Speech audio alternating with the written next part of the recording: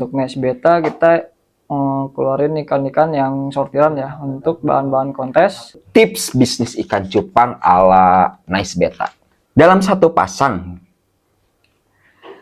ikan cupang tuh biasanya berapa persen yang bisa diambil?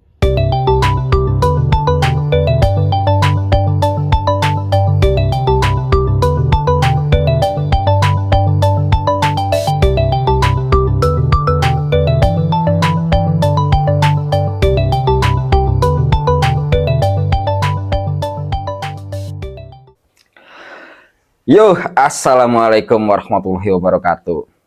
Di video kali ini gue ditemenin sama ownernya Nice Beta Serang. Jadi gue mau ngebahas tentang bisnis di dunia percupangan nih. Untuk selanjutnya kita langsung tanyakan aja ke ownernya Nice Beta. Wih, halo. Ya. Assalamualaikum warahmatullahi wabarakatuh. Waalaikumsalam warahmatullahi wabarakatuh. Ya, bisa diperkenalkan Pak Owner? Ya, terima kasih ya sudah mau ngeliput-liput farm kita ya. Saya nama sebenarnya tuh Egi. Cuman sama akun buat di cupangnya itu saya ada 2. Yang pertama Nice Beta, yang kedua Headshot Beta. Untuk Nice Beta kita keluarin ikan-ikan yang sortiran ya untuk bahan-bahan kontes. Untuk Headshot kita ada buat lelangan-lelangan ikan-ikan yang terjangkau lah, yang mereka pengen, cuman untuk budget kurang kurang Yang pas di ya, kantong aja lah ya, gitu pas di kan. kantong gitu maksudnya. Nah, Hemat lah gitu. sekarang ini stok-stoknya apa aja tuh, Om? Di sini ada, kemarin itu kita ngebreed ada 20 jenis lah untuk plakat ya. Plakat. Oh, jadi Plakat. kalau Kita mainnya sekarang masih plakat aja. HM sama HMPK itu nggak main? Belum. Oh, belum. Masih belum ya? Ya, karena dari SDM-nya juga belum bisa lah ngerawat untuk HM kan sama CT, karena lebih ekstra lagi gitu. Untuk lokasinya di mana nih, Om? Ini ada di Serang, Banten, posisinya ada di Komplek Korem. Komplek Korem. Ya, belakang KP3B. Oke deh. Dan kita tidak usah berlama-lama lagi. Sang-seng-songnya langsung aja, Om ya. Sip. Karena saya juga punya boga kahayang cek bahasa Sunda nama. Namanya tak? Pengen nanya-nanya nih. Jadi kayak pertanyaan pertama tuh tips bisnis ikan cupang ala Nice Beta. Untuk tips yang pertama, kita jangan muluk-muluk dulu ya untuk ke nominal ya. Kita yang pertama senangin dulu cupangnya. Karena dari senang itu kita bisa ngerawat ikan dengan maksimal. Habis itu baru kita breeding. Habis breeding, untuk breeding kita iseng-iseng dulu breeding gitu. Dari satu pair yang ikan kita senengin. Udah gitu, habis itu baru kalau untuk mencari ke quantity kita jenis-jenis yang lain gitu. Karena yang pertama kan pasarnya dulu, yang dibuat pasarnya dulu. Ketika kita pasarnya enak, ya kita jualan juga enak gitu. Kalau misalnya kita langsung breeding banyak, misalnya berapa jenis gitu, tapi kita nggak punya pasar dan kita nggak terlalu senang sama ikannya gitu, agak susah buat ngejualnya gitu. Kalau misalnya contoh lah, satu jenis misalnya grizzle, kita ulatin dulu grizzle gitu sampai kita paham jenis itu. Nah, dari situ kalau kita udah punya konsumen tetap lah gitu kan, kita jual udah enak, baru kita cari jenis lain, misalnya marble atau enggak solid gitu. Kayak solid tuh kayak super red, kayak cooper, terus kayak WP gitu, wet platinum. Jadi ada segmentasinya. Kalau untuk ke tadi itu apa sih namanya bisnisnya ya.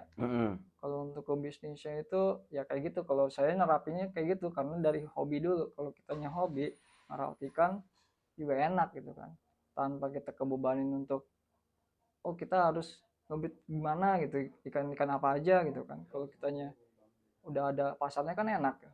Iya, buat ngebuangnya gitu ya. Iya. Jadi buat ngeluarinnya gitu, bukan ngebuang hampur. Ngeluarin ikannya. Kan kalau kita ngebit kan capek kan, ngebit kalau nggak keluar kan sayang juga kan. udah waktu habis kan, tenaga habis, uang habis gitu kan. waktu Bang. Waktu adalah cuan ya. Nah, terus pertanyaan selanjutnya nih, dalam satu pasang ikan cupang tuh biasanya berapa persen yang bisa diambil atau yang bisa dijual gitu ya? Itu ada berapa persen? Kalau di kita sih dilihat dari hasil nanti panennya ya. Kalau dari hasil panen misalnya dari panen ini ada berapa, misalnya minimal lah 30% gitu ikan-ikan yang bagus gitu.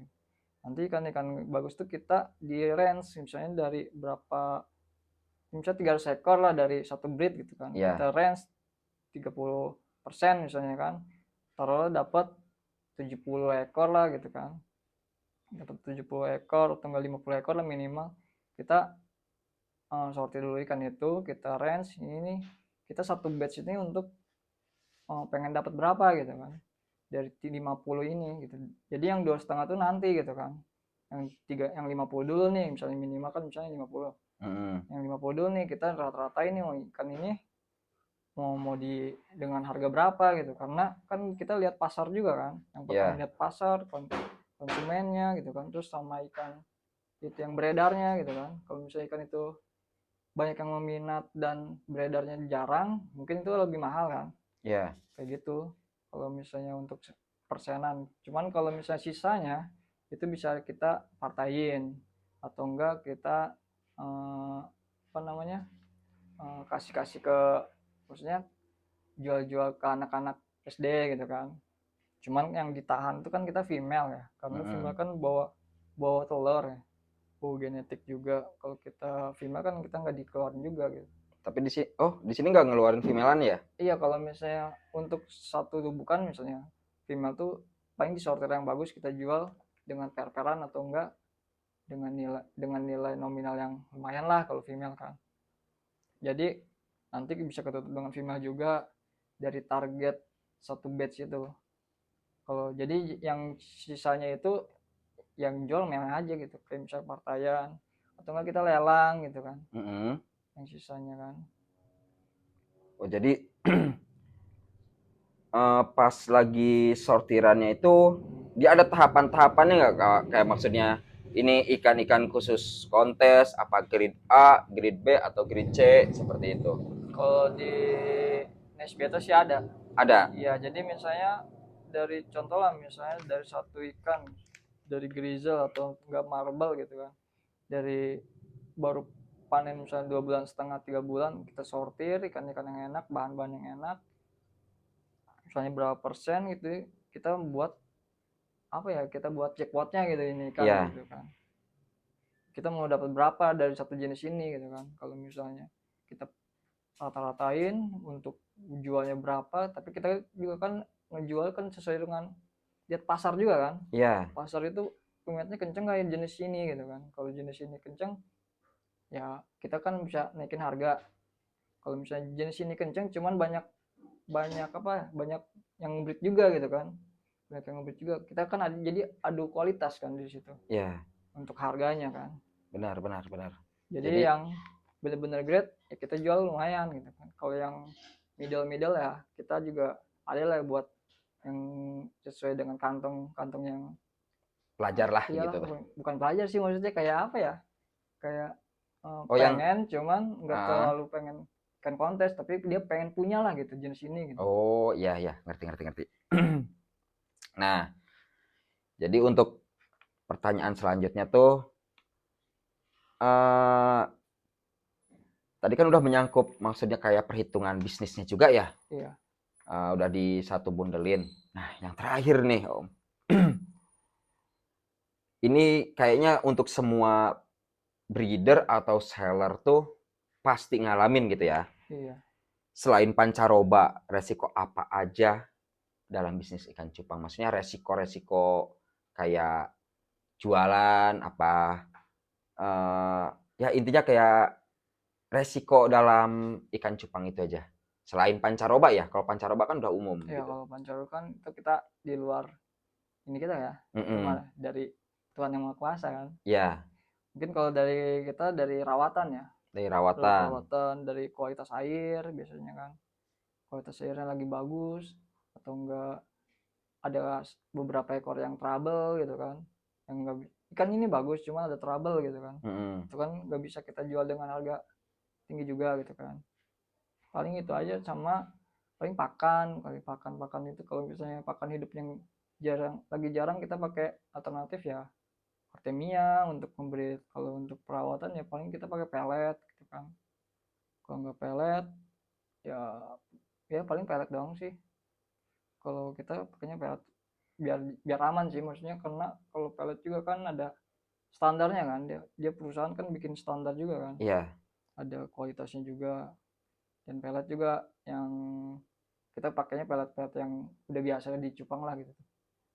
Biasa. Nah, jadi kesimpulannya dari bisnis cupang ini kayak gimana tuh Om?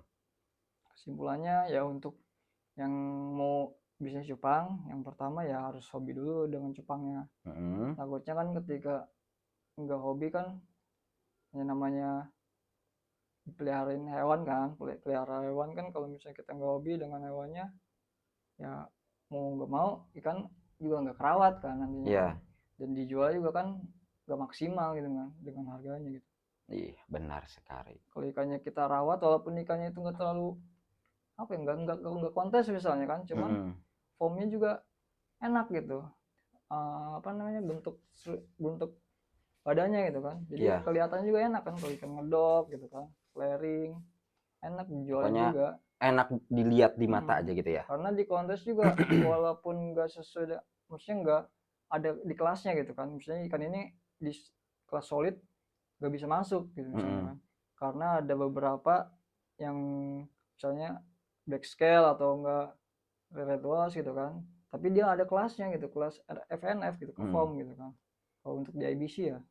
Jadi itu juga bisa jual tinggi gitu kan, tergantung kita rawatan sih kalau misalnya di sini.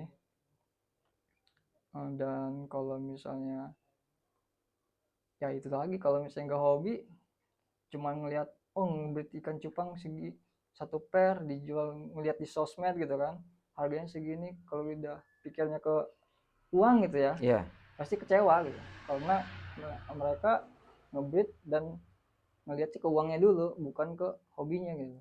Tapi saya dulu nih Om, nggak hobi ikan cupang, cuman ternak ikan cupang. Gimana tuh Om? Gara-gara saya kalah taruhan doang sih. Oh, karena nanti itu ke bawah kan, karena pasti temen tuh ada yang hobi, pasti temen abang itu ada hobi pasti kan, pasti abang temennya hobi cupang kan. Ya karena itu tadi kalah taruhan.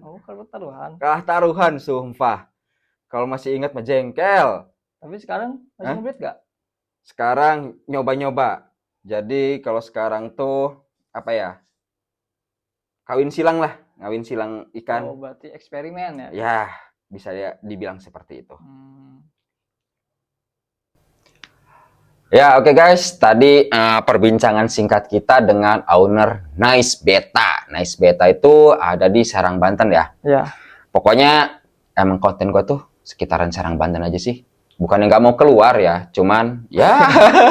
Di Serang juga masih banyak. Di Serang juga masih banyak yang belum ke expose, jadi ya fokus yang dekat-dekat aja dulu, gampang ke yang jauh. Oke, untuk semuanya terima kasih yang selalu ngikutin channel ini. Kurang lebihnya mohon maaf. Wabillahi taufiq wal hidayah. Wassalamualaikum warahmatullahi wabarakatuh. Yuk.